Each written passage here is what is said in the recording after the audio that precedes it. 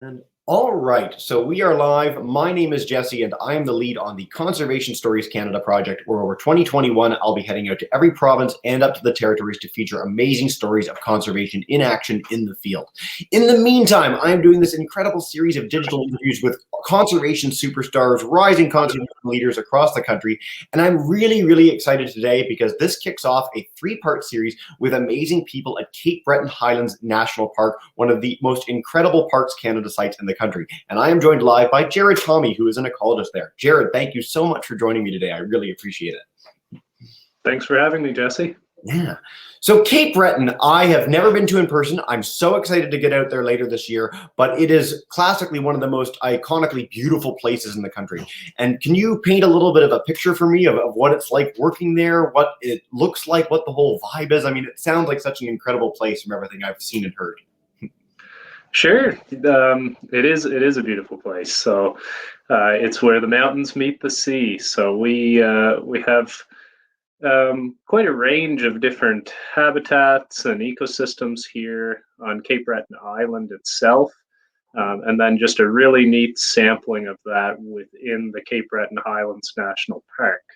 So we have rolling hills. We also have a highlands plateau, which has some boreal forest, barrens, a lot of different wetland ecosystems there.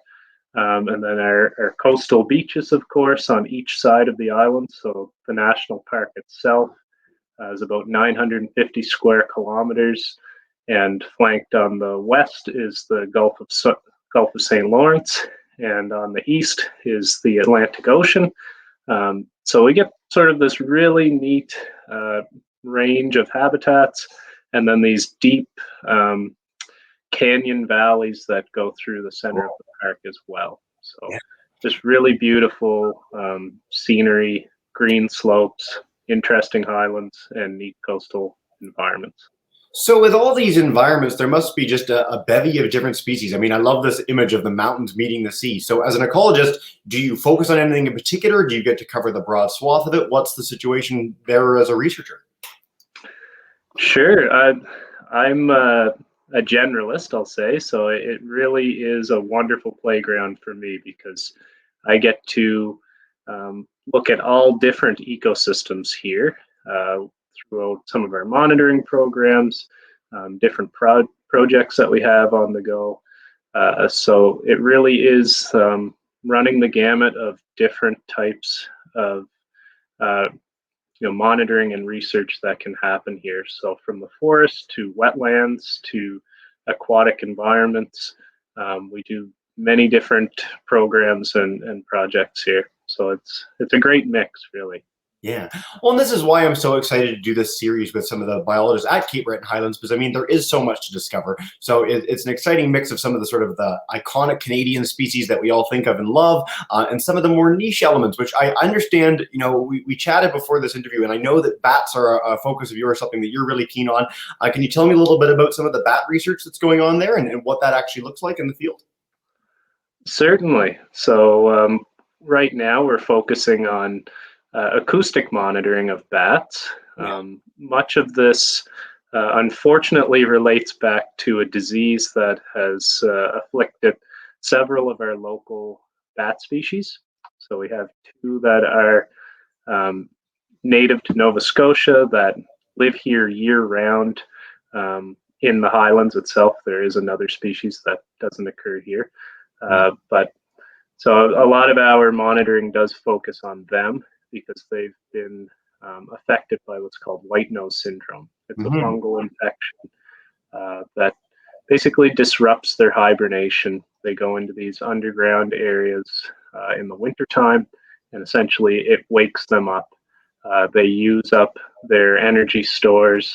They also get scarring from the fungus itself, destroying some of their tissues. So it's quite tragic, and we've seen a large decrease in the number of bats here in the park and elsewhere. This has been occurring across the continent. Wow. So now we're monitoring them to see that they're still present and hopefully try to identify some of the locations that are critical to their survival. Yeah.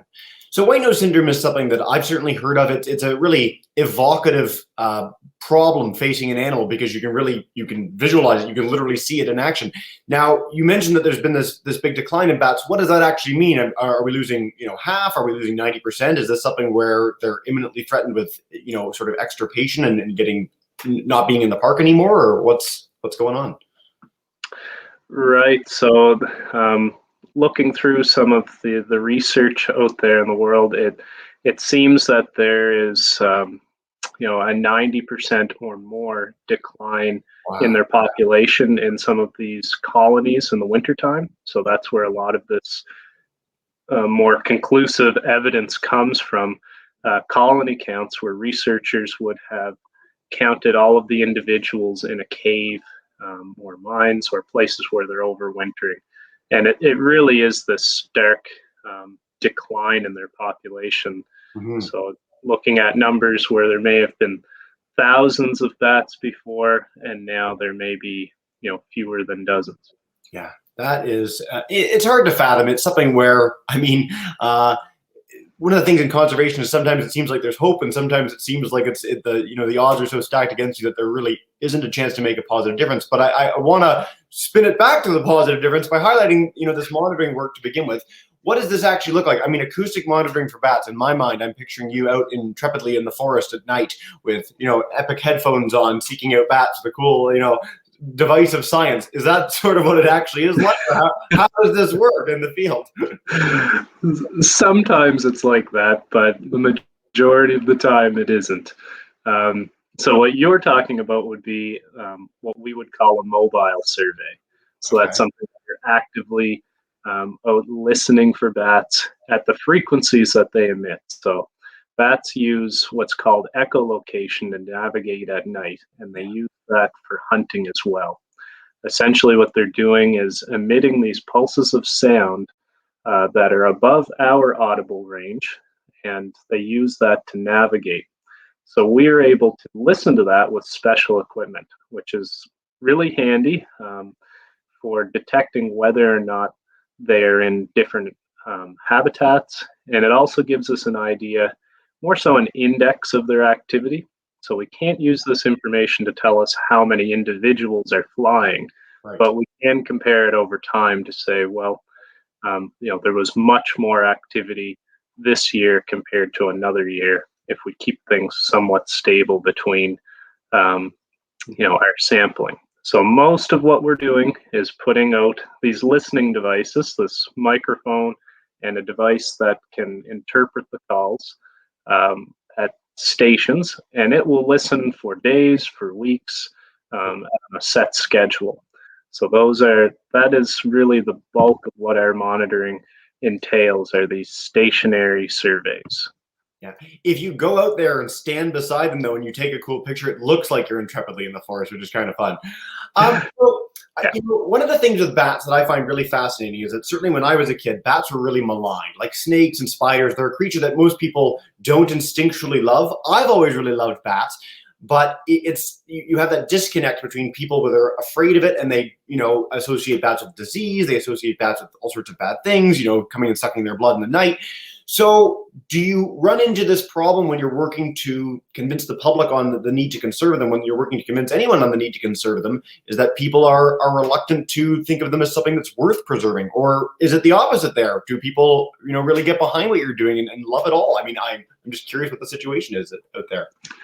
I was quite surprised, actually, and I shouldn't be, but I was surprised that it is the opposite. I think there's a fascination with it because of all of the lore behind bats. They're mysterious. Wow. So I've certainly been out on bat walks where there have been folks that show up, and they will say, I'm scared of bats, but I'm just so intrigued that I had to come out and see them in a group. I think there's something kind of special about doing that in a group as well. Yeah. Unfortunately, we don't do these as much now because there really aren't the number of bats to reliably hold bat walks and show people that experience. But I was quite surprised to see that people will, put away some of their fear of the unknown and replace it with fascination. So it's been quite positive. I love that. I mean, I've had the chance personally to go out on a bat walk with a bat detector where you actually pick up this frequency and it translates it into a sound that you guys can hear, which is so, so cool. Again, wherever people are joining from across Canada or internationally, a lot of provincial, state, city, and of course, national parks have these bat walks. So hopefully, populations increase to the point where this is something that can be held more regularly to foster that connection. So, how do we take that interest that you're seeing there and turn it into positive conservation action? I mean, is there something that people can do to actually prevent white nose syndrome? Is there something where we can, I don't know, prevent colonies from spreading it to other colonies? Or is it something that we're doing where we're introducing it to bat colonies? I truly don't know the backdrop of this and if there's, good action we can take as a society. What's going on? Absolutely. No, there's a lot to just knowing what the key issues are that face them. So number one, white nose syndrome is transmitted from one colony to another. So that can be done by a number of means, but it is a soil-dwelling fungus. So the first thing is to really limit transmission from one cave or mine or place to another. So people can easily transmit those fungal spores. So we really encourage people not to go into places that where bat habitats, places where they're living, particularly these hibernacula that they're called. These are their places where they go in the winter time. Yeah. So we don't want to be a vector, a way of spreading the disease. So that's first and foremost, is really not to disturb them in their habitats. And even researchers, unless they absolutely have to go in, really a lot of the colony counts and things like that have been reduced greatly these days because we don't want to be spreading the disease more than it already has spread. And then in terms of other things that we can do, we can try to promote their habitat, try not to remove places where they can roost in the summer, or you can offer them an alternative. Since many folks come into contact with bats because they may have roosts in their homes or in buildings or things like that, particularly the little brown myotis. So you can offer them an alternative habitat as well in the form of a bat house. So there are several things that you can do. The first and foremost is really just trying to limit any contact we have with them and preserving their roosts and their winter habitat. Yeah. So with regards to not going into their habitat, I mean, that's something that anyone can do. One of the things that I've heard with regards to not transmitting fungi or other things between colonies or between groups of animals in the world in general is washing your boots, which is, I find fascinating. I don't know if this is something that has ever been recommended or something that, you can speak to, but if it's a soil-based fungus, if you do happen to walk somewhere, is it something that you could mitigate that risk by doing that when you go to new places, or is that just completely out of left field? It's hard to say. It's not a bad thing. It's certainly good to sanitize your equipment, especially if you're an adventurer, and you go from place to place throughout the province, throughout the country, or the world. Certainly, it is a best practice to sanitize your equipment. That goes for many invasive species as well. But the particular protocol for doing that will depend on the target. So in terms of white nose syndrome, I know researchers have very particular protocols for sanitizing equipment, and I don't know those offhand, and depending on the fabric and the material, it can vary. So you would have to look those up. Certainly doesn't hurt, but you want to make sure that if you're doing that, that it is in fact being effective. But by all means, I would recommend to anyone that their gear should be cleaned before traveling, especially coming into some place like a national park. You don't want to bring unwanted visitors, on the sole of your boot, whether that be seeds or fungus or whatnot. There's multiple things that can be transmitted. I like too that you mentioned that it's sort of a good thing no matter what. I mean, my shoes are so dirty that I really should just do it for sanitary reasons at this point. So I'm nice to have that little bit of advice. I love that you mentioned building bat houses too. So, I mean, Bat Conservation International is a program that we've featured in a lot of bat programs in the past. They have amazing build a bat house programs, and so it's nice to see that your personal experience has been that people are keen on this. They want to make a difference. They want to do these sort of things, and I really sincerely hope that we're in a situation soon when bat populations are on the rise and we can curb this, white nose syndrome. We can help bring back bigger colonies and do some real good. So, Jared, this has been so much fun. Thank you so much for sitting down to chat with me today. I love talking bats, and again, getting a mental picture of what Cape Breton Highlands looks like is just such a special experience. I'm so excited to come in person, and lucky you for getting to work there all the time. I'm jealous. Absolutely. No, I really appreciate it, Jesse. This has been great.